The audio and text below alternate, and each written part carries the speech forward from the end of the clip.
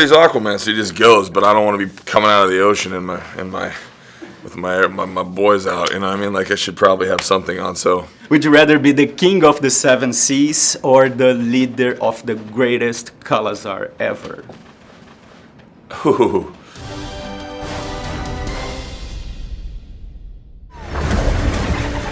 Training to be the best.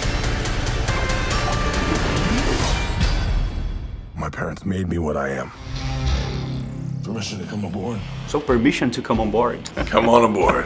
How was the feeling of wearing the classic suit for the very first time? You know, my first experience with it was showing my kids, and then James won.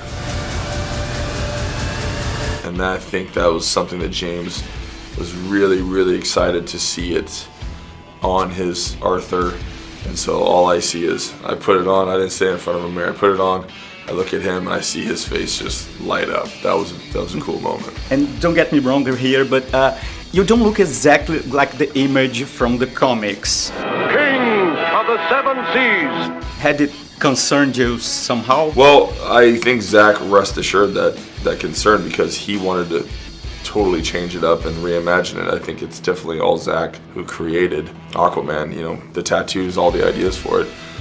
He encouraged me to put aspects of me into the character, and also, you know, when it came down to dressing like it, they wanted to embrace some of the things that I already wore. Wasn't it hard to swim wearing pants and belt and shoes? Feel these jeans, feel these jeans, feel them. Feel how thick those are? Whoa. Yeah.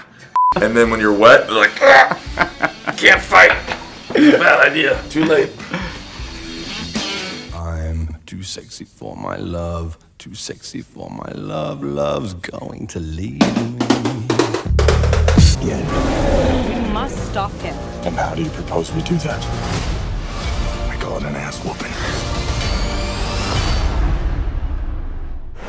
So Patrick, I think there is something of Shakespeare in this relationship between these two brothers fighting for the throne. Well, I'm a big fan of Shakespeare. I always sort of hesitate in, equating anything with Shakespeare because it's Shakespeare. But certainly that was something that it felt very.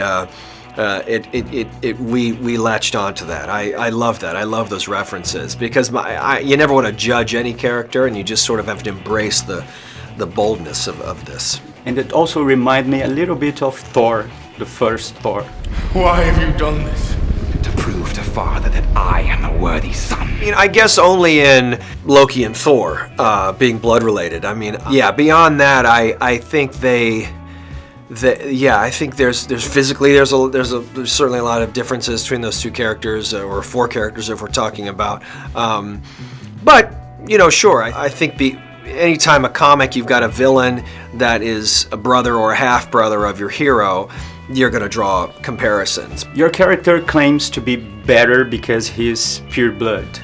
Do you think it resonates some of the speeches we've been hearing nowadays? Sure, absolutely. Yeah. I think that's why the casting of Jason Momoa in Aquaman, and seeing a person of color, a man that is both have Polynesian blood, Caucasian, I think you can't ignore that. You have to embrace that, and I think it's so extremely powerful, and that's why this story of this man not belonging in either world, finding out who he is, and bringing the world together, even through a comic book movie, that's thrilling.